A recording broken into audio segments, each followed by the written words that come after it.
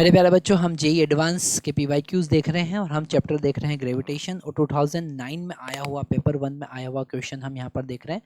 और इस क्वेश्चन को जरा ध्यान से हमको समझना है क्योंकि ये क्वेश्चन थोड़ा सा लेंदी क्वेश्चन है, पर बेसिक कॉन्सेप्ट अगर क्लियर है हमारे तो क्वेश्चन ज़्यादा टिपिकल नहीं होगा। क्वेश्चन में गिवन है column second shows 5 system in which 2 object labelled X and Y, है ना। जो कॉलम सेकंड है, ये जो सेकंड कॉलम हमको पूरा दिख रहा है, इसमें 2 ऑब्जेक्ट है एक्स और Y. Okay, also one point that is P and column 1 gives some statement about X and Y. हमको मैच द कॉलम देखना है। सबसे पहले हमारे पास में जो कॉलम ए के केसेस है वो हम देख लेते हैं। सबसे पहले हमारे पास गिवन है कि force exerted by X on Y has a magnitude mg। Okay, जब हम ग्रेविटेशन यहाँ पर एक्स वाई पर कितना फोर्स लगा रहा है, force exerted by X on Y has equal to, तो किस केस में mg फोर्स लग रहा है। ओके, तो सारे केसेस एक एक करके हम देखते हैं। सबसे पहले अगर हम फर्स्ट केस की बात करें, और फर्स्ट केस में block y of mass capital M left on the fixed inclined plane x and slide with constant velocity। ये एक बड़ा इंपॉर्टेंट पॉइंट यहाँ पर लिखा है, constant velocity। मतलब पूरे क्वेश्चन में आपको इस पॉइंट पर ज़्यादा फोकस करना है। अगर कांस्टेंट वेलोसिटी से मूव कर रहा है मतलब इसका नेट फोर्स 0 है। डेफिनेटली इधर लगने वाला फोर्स जो होगा वो होगा mg sine theta. Okay, gravitational का एक पार्ट, और बाहर ऊपर की तरफ एक फ्रिक्शन फोर्स लगेगा। अगर कांस्टेंट वेलोसिटी से ये मूव कर रहा है तो फ्रिक्शन फोर्स इस mg साइन थीटा के बराबर होगा। मतलब फ्रिक्शन फोर्स होगा mg साइन थीटा। कितना होगा? mg sine theta. और एक फोर्स इस पे लग रहा है नीचे, इसका normal, that is mg cos theta. Okay, तो ये जो x है y पर कितना फोर्स लगा रहा है, तो इन दोनों का रिजल्टेंट होगा यहाँ पर अगर हम फ्रिक्शन फोर्स F की बात करें और mg cos थीटा की बात करें, ठीक है, तो दोनों का जो रिजल्टेंट बनेगा वो mg के बराबर बनेगा। मतलब बिल्कुल सही है, ठीक है। तो A के लिए हम P पॉइंट लिख देते हैं कि ये सही है। ओके, यहाँ पर आप समझे होंगे कि कैसे हमने mg को फाइंड किया, ठीक है। अब सेकंड वाला अगर हम B पार्ट देखें, सेकंड वाला A के लिए Q जो हमारे पास में केस दे रखा है उसको हम देखते हैं। 2 ring magnet Y and Z, यहाँ पर हमारे पास Y और Z 2 मैग्नेट के रिंग्स हैं, उनका मास कैपिटल M है, are kept in frictionless vertical plastic stand so that the repel each other, है ना। यहाँ पर ये एक उन्होंने स्टैंड लगा रखा है और उसके ऊपर वो फिक्स्ड है, ठीक है। सो that the repel each other, y rest on base x, जो x है उसके ऊपर y यहाँ पर रखा हुआ है, ठीक है। And z hang in the air in equilibrium and p is the top most point of the stand on the common axis of 2 rings. The whole system is in lift and goes up with constant velocity। again this word is very important, that is constant velocity, है ना। तो पूरा system ऊपर की तरफ जा रहा है। अगर हम x की बात करें कि x पे कितना फोर्स लग रहा होगा, तो डेफिनेटली इस x पर एक फोर्स लग रहा है नीचे ग्रेविटी mg, और एक रिंग का रिपल्सिव फोर्स F नीचे की तरफ लग रहा है, और ये जो x है ये ऊपर एक नॉर्मल रिएक्शन लगा रहा है, ठीक है। तो अगर हम n की बात करेंगे, x ने इस y पर कितना फोर्स लगाया, तो वो होगा n equal to mg plus F. और ये f जो है, अगर हम y की बात करेंगे तो ऊपर f लग रहा है, और नीचे z की बात करेंगे तो नीचे mg ही लग रहा है। ओके, तो जो दोनों के बीच में लगने वाला फोर्स है वो mg के बराबर है। मतलब अगर यहाँ पर आप x की बात करेंगे कि x ने y पर कितना फोर्स लगाया हो, तो 2 mg के बराबर हो जाएगा।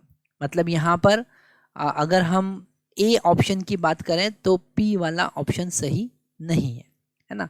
ये जो x है ये y पर 2 mg फोर्स लगा रहा है, क्योंकि यहाँ पर जो फोर्स का जो 2 रिंग के बीच में मैग्नेटिक फोर्स लग रहा है वो भी mg के बराबर, तभी तो वो बैलेंस करके रखा है ना। Z जो है वो एयर में बैलेंस है, तो नीचे जो उसका mg लग रहा है वही ऊपर फोर्स, मैग्नेटिक फोर्स लग रहा होगा, और उतना ही फोर्स Z जो है वो y पर लगा रहा है नीचे की तरफ, तो वो 2mg हो जाएगा। तो यहाँ पर डेफिनेटली Q ऑप्शन सही नहीं है। अगर हम R की बात करें तो R यहाँ पर गिवन है, अ पुली Y of mass m0 is fixed on the table through a clamp X, है ना, एक क्लैंप के थ्रू हमने उसको फिक्स कर रखा है, ये पुली को हमने X क्लैंप की हेल्प से फिक्स कर रखा है। ओके, आगे देखते हैं। A block of mass m is hang from a string that goes over the pulley and is fixed at P on the table. Okay, जैसा डायग्राम में दिख ही रहा है, and the complete system is moving downward with constant velocity. This is also again very important point, that is the constant velocity. Okay, तो यहाँ पर अगर x की बात करें वो कितना फोर्स लगा रहा होगा, तो वो इस रिएक्शन के बराबर फोर्स लगा रहा होगा। और कांस्टेंट वेलोसिटी की बात करें तो नीचे लगने वाला mg जो है वो ऊपर लगने वाला टेंशन के बराबर होगा। तो डेफिनेटली यहाँ पर जो रिएक्शन है जो x इस y पे लगा रहा है वो mg के बराबर तो नहीं होगा, वो होगा वो होगा कैपिटल M g इंटू √2, है ना, क्योंकि ये जो टेंशन है इस क्लैंप पर, एक नीचे टेंशन लगेगा जो mg के बराबर होगा और यहाँ पर टेंशन लगेगा जो कि mg के बराबर होगा, तो रिजल्टेंट जो होगा वो mg√2 होगा। तो बिल्कुल भी A ऑप्शन और R ऑप्शन मैच नहीं कर रहे हैं। ठीक है, अब हम S की बात करते हैं। ठीक है, a sphere y of mass capital M is put in a non-viscous liquid X kept in a container at the rest, the sphere is released and it move down in the liquid. Okay, तो यहाँ पर ये जो y है ये इस x, इस liquid को उन्होंने x कहा है।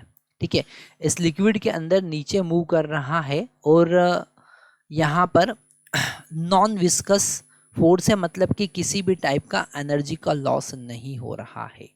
ओके, तो अगर ये नीचे मूव कर रहा है तो डेफिनेटली नीचे mg लग रहा है और ऊपर buoyancy force F, buoyancy force B लगेगा, और यहाँ पर विस्कस फोर्स तो लगना नहीं है क्योंकि नॉन विस्कस है। अब अगर ये यहाँ पर कुछ भी स्पेसिफिक कंडीशन गिवन नहीं है, तभी तक पॉसिबल है जब दोनों का डेंसिटी इक्वल होगा तो ही ये x इस y के ऊपर mg फोर्स लगाएगा। मतलब ये S वाला भी ऑप्शन सही नहीं है, तभी सही है जब x density of y is equal to density of x, पर ऐसा क्वेश्चन में गिवन नहीं है, इसलिए यहाँ पर ऑप्शन मैच नहीं करेगा। ओके, नेक्स्ट हम देखते हैं, a sphere y of mass capital M is falling with its terminal velocity, again this word, that is the terminal velocity, okay, in viscous liquid X. अब यहाँ पर कॉन्सेप्ट अलग हो जाएगा। अगर हम y की बात करें तो नीचे लग रहा है mg और ऊपर दो फोर्स लग रहे हैं, एक विस्कस फोर्स लग रहा है F और एक बायंसी लग रहा है B।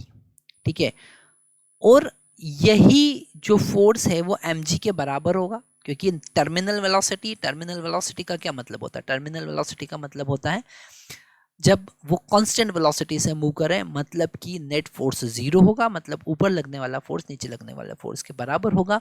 मतलब ये जो लिक्विड x है वो F और B जो फोर्स लगा रहा है, विस्कस फोर्स लगा रहा है, बॉयंसी लगा रहा है, दो फोर्स लगा रहा है जो mg के बराबर है। मतलब यहाँ पर जो T वाला है और A जो है वो मैच करेगा, तो A के लिए आप P और T सही लिख सकते हैं। ओके, तो हम यहाँ पर लिख सकते हैं कि A के लिए P और T सही है। ओके, तो ये हमने केसेस देखे, अब इसे हम रब करेंगे पूरा और अब हम सेकंड ऑप्शन B के लिए जाएंगे। तो हम इसे पूरा रब कर देते हैं। तो अगर हम बी वाले ऑप्शन की बात करें, इसे ध्यान से पढ़ें, the gravitational potential energy of x continuously increasing.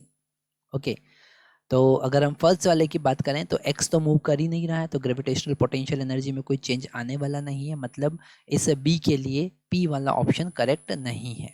ठीक है, अगर हम क्यू ऑप्शन की बात करें तो ये पूरा सिस्टम जो है वो अपवर्ड डायरेक्शन में मूव कर रहा है।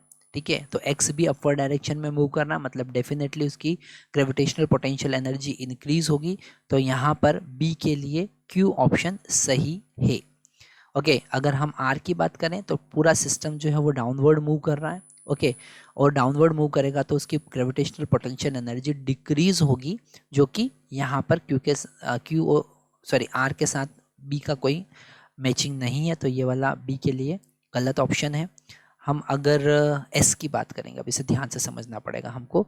अगर हम एस की बात करेंगे और इस वाई जो कि एक बॉडी है, ठीक है, वो नीचे मूव कर रही है, ओके, तो थोड़ा सा ध्यान से यहाँ पर समझना पड़ेगा हमको कि अगर ये वाई, यहाँ पर हमने लिक्विड ले लिया कि इतना ही लिक्विड यहाँ पर है, ये लिक्विड है, ओके, अगर ये वाई नीचे मूव कर रहा है तो ये लिक्विड जो है वो ऊपर की तरफ मूव करेगा, जो कि एक्स है, ठीक है ना। जैसे जैसे ये वाई नीचे जाएगा लिक्विड ऊपर जाएगा, ओके, ये वाई और नीचे गया तो लिक्विड यहाँ पर उसकी स्पेस को, जो कैविटी बनाएगा उसको ओवरकम करने के लिए, उसको फील करने के लिए ऊपर की तरफ मूव करेगा, और जब ऊपर की तरफ मूव करेगा तो उसकी ग्रेविटेशनल पोटेंशियल एनर्जी इंक्रीज होगी।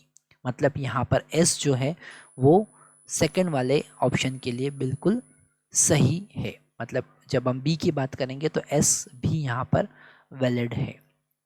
सेम एज इट इज़ अगर हम टी की बात करें, टी में कहा है कि वाई जो है वो नीचे मूव कर रहा है, तो यहाँ पर उसकी स्पेस को कवर करने के लिए लिक्विड जो है वो ऊपर मूव करेगा, ठीक है। अगर वाई नीचे जा रहा है तो लिक्विड ऊपर जाएगा, तो यहाँ पर टी भी इसके लिए वैलिड है। तो बी के लिए क्यू, एस और टी तीन ऑप्शन सही है। ओके, अब हम सी की बात करेंगे। अगर यहाँ पर कहा है कि mechanical energy of system X and Y continuously decreasing, okay, तो यहाँ पर अगर हम फर्स्ट वाले केस की देखें, फर्स्ट वाला केस देखें पी, तो ये जो वाई है ये नीचे की तरफ मूव कर रहा है, ओके, एक्स तो यहाँ पर स्टेशनरी पर वाई नीचे की तरफ मूव कर रहा है, ओके, और यहाँ पर डेफिनेटली फ्रिक्शन काम कर रहा है। फ्रिक्शन काम करेगा तो यहाँ पर नॉन कंजर्वेटिव फोर्स काम कर रहा है, नॉन कंजर्वेटिव फोर्स काम कर रहा है, तो इस सिस्टम का मैकेनिकल एनर्जी डिक्रीज होगा। तो यहाँ पर बिल्कुल सही है, इस पी सी के लिए पी ऑप्शन सही है। मतलब इसमें मैकेनिकल एनर्जी डिक्रीज हो रही है क्योंकि फ्रिक्शन फोर्स काम कर रहा है। ओके, अगर हम क्यू वाले की बात करें तो ये सिस्टम पूरा अपवर्ड डायरेक्शन में मूव कर रहा है, और अपवर्ड डायरेक्शन में मूव कर रहा है यहाँ पर, तो सारे फोर्स कंजर्वेटिव हैं, पोटेंशियल एनर्जी इंक्रीज हो रही है, काइनेटिक एनर्जी कांस्टेंट है, मैकेनिकल एनर्जी में कोई चेंज नहीं होगा, क्योंकि तो यहाँ पर क्यू जो है वो वैलिड नहीं है एस सी के लिए, ठीक है। आर की बात करेंगे तो ये पूरा सिस्टम नीचे की तरफ जा रहा है, यहाँ पर फिर से कंजर्वेटिव फोर्स काम कर रहे हैं, नॉन कंजर्वेटिव फोर्स नहीं है, तो सी और आर का भी कोई मेल नहीं है। अगर एस की बात करें तो यहाँ पर नॉन विस्कस फोर्स है, उसने कहा है नॉन विस्कस फोर्स, मतलब कोई लॉस नहीं है, ठीक है, तो मैकेनिकल एनर्जी यहाँ पर डिक्रीज नहीं होगी, कंजर्व रहेगी, तो ये भी ऑप्शन वैलिड नहीं है। पर टी वाला जो है जिसमें विस्कस फोर्स की बात की है, तो डेफिनेटली जब वो मूव करेगा तो हीट के फॉर्म में एनर्जी लॉस होगी, तो यहाँ पर टी जो है वो पी के लिए सही ऑप्शन है, सॉरी टी जो है वो सी के लिए सही ऑप्शन है, तो सी के लिए आप टिक करेंगे टी और पी को। ओके, अब हम डी वाला ऑप्शन देखते हैं, the torque of the weight of Y about P. Okay, तो सबसे फर्स्ट वाला देखते हैं कि पी के अबाउट अगर हम इस जीरो आना चाहिए वो देख रहे हैं, तो यहाँ पर वेट इसका डाउनवर्ड लग रहा है, और पी के अबाउट इसके वेट का अगर हम टॉर्क देखेंगे तो डेफिनेटली जीरो नहीं होगा, तो क्यू वाला ऑप्शन हमारा गलत हो गया। अगर यहाँ पर पी की बात करें तो जो वाई का जो वेट है वो वर्टिकली डाउनवर्ड होगा, और वो एक्सिस पी से ही जाएगा क्योंकि वो टॉप पॉइंट है उसका, एक्सिस पर है वो, तो डेफिनेटली यहाँ पर टॉर्क जीरो होगा, तो क्यू जो है इस डी के लिए क्यू ऑप्शन सही है। ओके, अगर यहाँ पर पी पॉइंट हम देखें आर के लिए, और एम जी ये जो वाई है इसका वेट जो होगा वर्टिकली डाउनवर्ड होगा, तो यहाँ पर डेफिनेटली कुछ टॉर्क तो बनेगा, तो इसलिए ये जो आर भी इसके लिए सही नहीं है।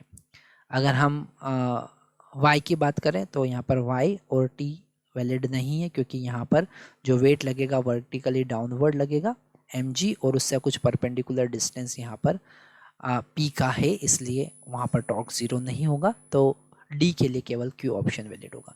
मतलब ए की अगर हम बात करें तो ए के लिए पी और टी, अगर हम बी की बात करें तो उसके लिए क्यू और एस, ओके, अगर हम सी की बात करें तो उसके लिए पी और टी, और अगर हम डी की बात करें तो उसके लिए केवल क्यू। ये हम मैच्ड कॉलम में से लिख सकते हैं। आप देख सकते हैं कि बेसिक कॉन्सेप्ट की हेल्प से हमने ये क्वेश्चन सॉल्व किया। इस क्वेश्चन को आप डिफ़िकल्ट लेवल दे सकते हैं क्योंकि इस क्वेश्चन को समझने के लिए और सही आंसर देने के लिए टाइम लगता है। इसी टाइप के सारे क्वेश्चंस जेईई एडवांस के क्वेश्चंस को देखने के लिए, उनको समझने के लिए आप हमारी वेबसाइट पर विजिट कर सकते हैं, जिसका लिंक डिस्क्रिप्शन बॉक्स में गिवन है। Thank you.